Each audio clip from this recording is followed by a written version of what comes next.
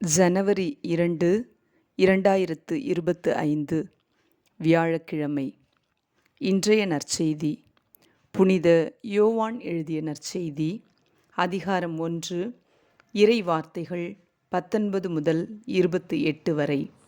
அக்காலத்தில் எருசலேமிலுள்ள யூதர்கள் குருக்களையும் லேவியர்களையும் யோவானிடம் அனுப்பி, நீர் யார் என்று கேட்டபோது அவர், நான் மெசியா அல்ல என்று அறிவித்தார்.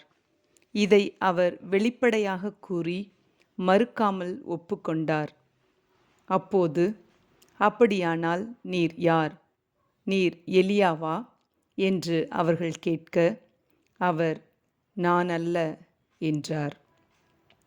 நீர்தாம் வரவேண்டிய இறைவாக்கினரா என்று கேட்டபோதும் அவர், இல்லை என்று மறுமொழி கூறினார்.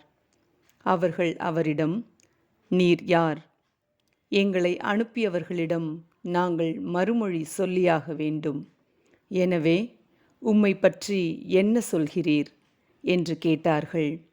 அதற்கு அவர், ஆண்டவருக்காக வழியை செம்மையாக்குங்கள் என பாலை நிலத்தில் குரல் ஒன்று கேட்கிறது என்று இறைவாக்கினர் எசாயா உரைத்தது என்னை பற்றியே என்றார்.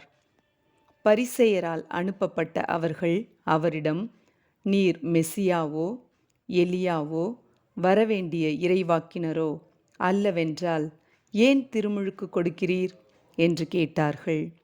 யோவான் அவர்களிடம், நான் தண்ணீரால் திருமுழுக்கு கொடுக்கிறேன். நீங்கள் அறியாத ஒருவர் உங்களிடையே நிற்கிறார். அவர் எனக்கு பின் வருபவர். அவருடைய மிதியடிவாரை அவிழ்க்கக்கூட எனக்கு தகுதியில்லை என்றார். இவை யாவும் யோர்தான் ஆற்றுக்கு அக்கறையிலுள்ள பெத்தானியாவில் நிகழ்ந்தன. அங்குதான் யோவான் திருமுழுக்கு கொடுத்து கொண்டிருந்தார்.